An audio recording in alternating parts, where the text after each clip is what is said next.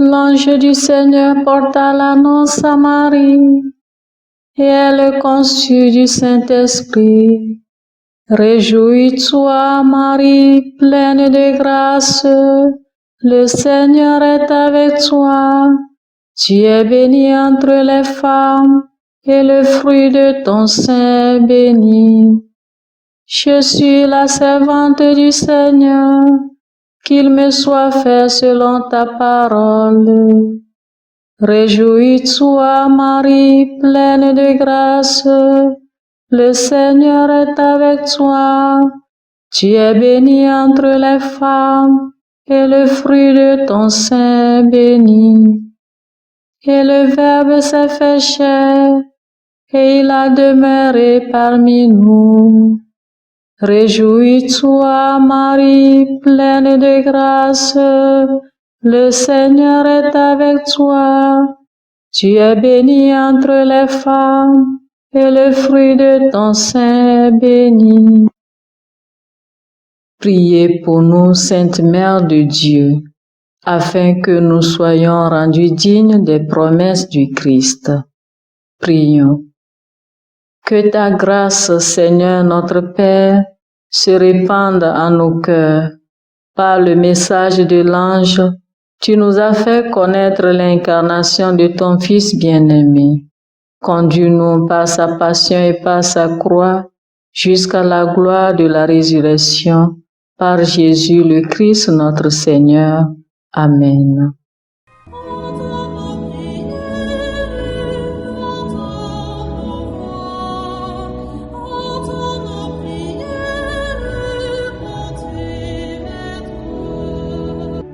Seigneur, dans le silence de ce jour naissant, je viens te demander la paix, la sagesse, la force.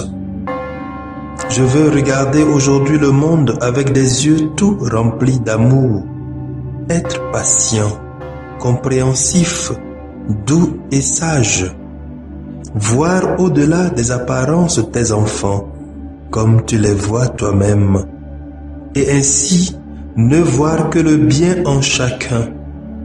Ferme mes oreilles à toute calomnie. Garde ma langue de toute malveillance. Que seules les pensées qui bénissent demeurent en mon esprit.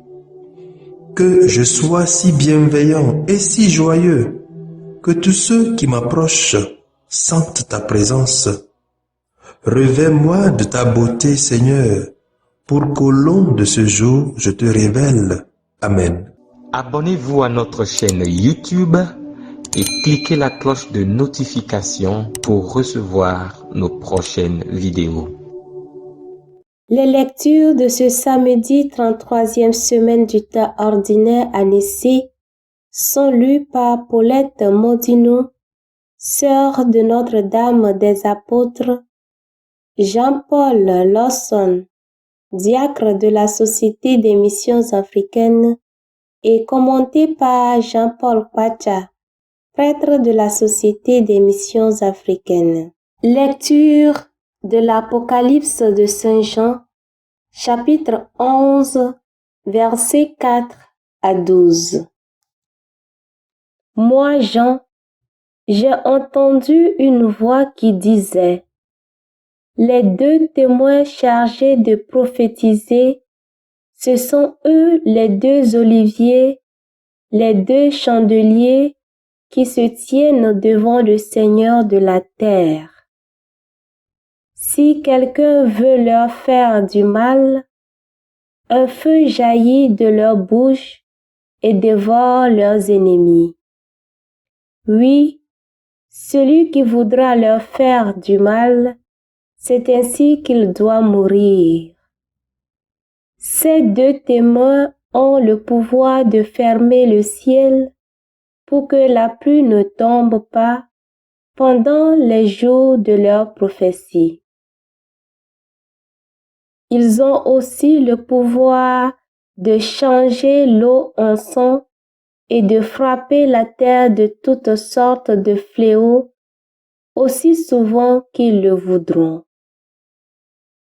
Mais quand ils auront achevé leur témoignage, la bête qui monte de l'abîme leur fera la guerre, les vaincra et les fera mourir.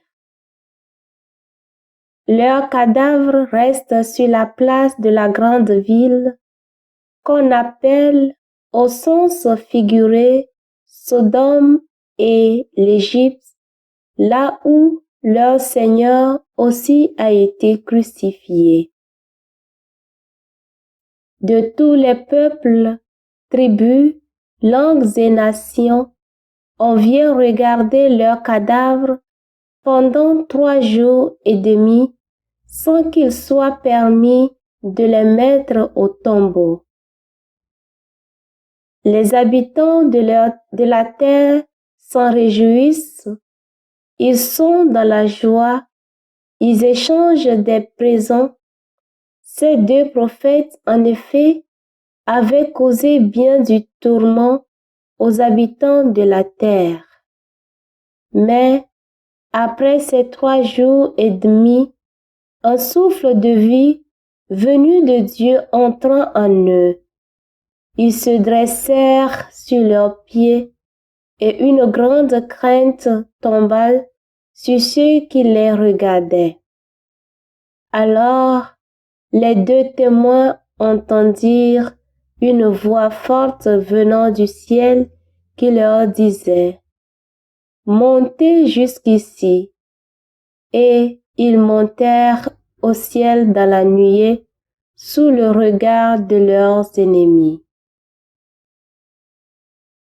Parole du Seigneur, nous rendons grâce à Dieu. Psaume 143.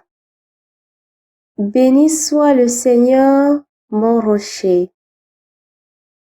Béni soit le Seigneur, mon rocher. Il exerce mes mains pour le combat.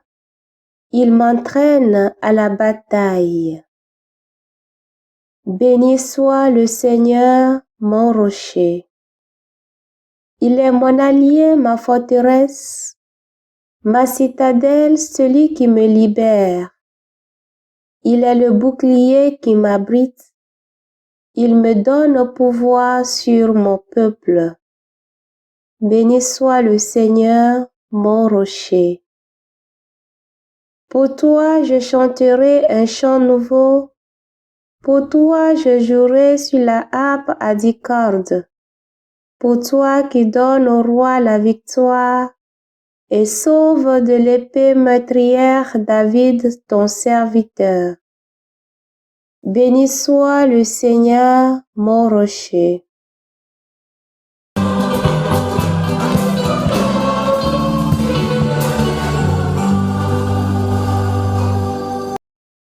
Notre Sauveur, le Christ Jésus, a détruit la mort.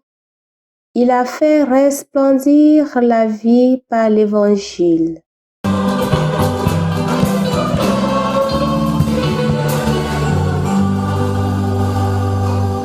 Le Seigneur soit avec vous et avec votre esprit. Évangile de Jésus-Christ selon saint Luc. Gloire à toi, Seigneur. Luc 20, 27 à 40. En ce temps-là, quelques Sadducéens, ceux qui soutiennent qu'il n'y a pas de résurrection, s'approchèrent de Jésus et l'interrogèrent. Maître, Moïse nous a prescrit, si un homme a un frère qui meurt en laissant une épouse, mais pas d'enfant, il doit épouser la veuve pour susciter une descendance à son frère. Or, il y avait 7 frères. Le premier se maria et mourut sans enfant. De même, le deuxième, puis le troisième épousèrent la veuve, et ainsi tous les 7. Ils moururent sans laisser d'enfants. Finalement, la femme mourut aussi. Eh bien, à la résurrection, cette femme-là, duquel d'entre eux sera-t-elle l'épouse, puisque les 7 l'ont eue pour épouse?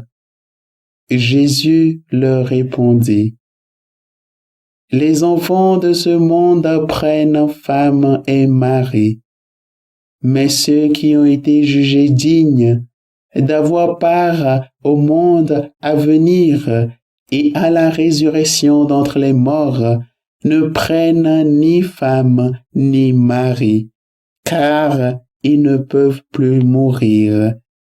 Ils sont semblables aux anges, ils sont enfants de Dieu et enfants de la résurrection. Que les morts ressuscitent, Moïse lui-même le fait comprendre dans le récit du buisson ardent, quand il appelle le Seigneur le Dieu d'Abraham, Dieu d'Isaac, Dieu de Jacob. Il n'est pas le Dieu des morts, mais des vivants. Tous, en effet, vivent pour lui. Alors, certains scribes prirent la parole pour dire: Maître, tu as bien parlé. Et ils n'osaient plus l'interroger sur quoi que ce soit. Acclamons la parole de Dieu. Louange à toi, Seigneur Jésus. Chers frères et sœurs en Christ, aujourd'hui, Jésus nous demande de croire simplement dans le Dieu vivant. Bref, de croire en lui, le vivant, le premier-né d'entre les morts. Il est le Dieu de la vie et souhaite qu'elle vive éternellement en toute personne comme lui. En sa présence, nous sommes tous enfants de Dieu. Dans le monde à venir, nous le serons davantage, mais face à face. Alors, prenons le temps ce matin et toutes ces journées à relire comment Dieu est vivant en chacun de nous. Cherchons à savoir comment il va. Est-ce qu'il se sent bien avec moi ou avec les autres? Causons avec lui et il nous fera comprendre de quoi est faite notre vie, cette vie en Dieu. Qui est Dieu pour nous aujourd'hui? Il nous le révélera. Ainsi, nous saurons si nous faisons partie des vivants. Alors, contemplons celui qui redonne vie à ce qui est mort et croyons en celui qui fait resplendir la vie. Bien-aimés dans le Seigneur, dans le monde à venir, ceux qui sont dignes vivront éternellement avec lui, nous dit les Saintes Écritures. Donc, si Dieu se lie à nous et nous à lui, nous serons faits pour la vie éternelle. Du coup, sortons de nos représentations de Dieu des morts pour rencontrer le Dieu de la vie et recevoir le vivant dans nos vies. Et entrons dans son éternité. Seigneur Jésus, toi qui resplendis la vie par l'Évangile, fais rentrer en nous le souffle de ta vie pour redonner vie à nos corps mortels. Que nous puissions te plaire en toutes choses. Amen.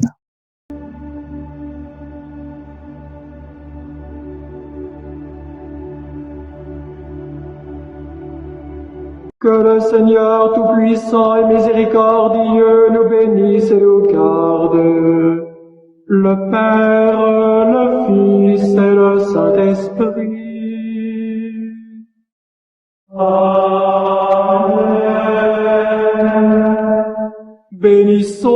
Seigneur. Nous rendons grâce à Dieu.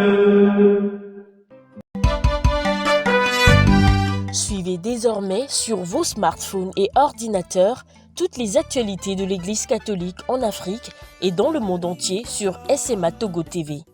Le Samaritain aujourd'hui, on ne l'a pas, mais c'est nous qui sommes les Samaritains. Nous devons suivre l'exemple de Jésus sur cette terre. C'est l'écoute de la parole, l'opportunité d'être en communion avec le Christ. SMA Togo TV est accessible 24 heures sur 24 en direct sur le www.smatogo.tv, YouTube, SMA Togo TV, Facebook, SMA Togo TV. Téléchargez l'application SMA Togo.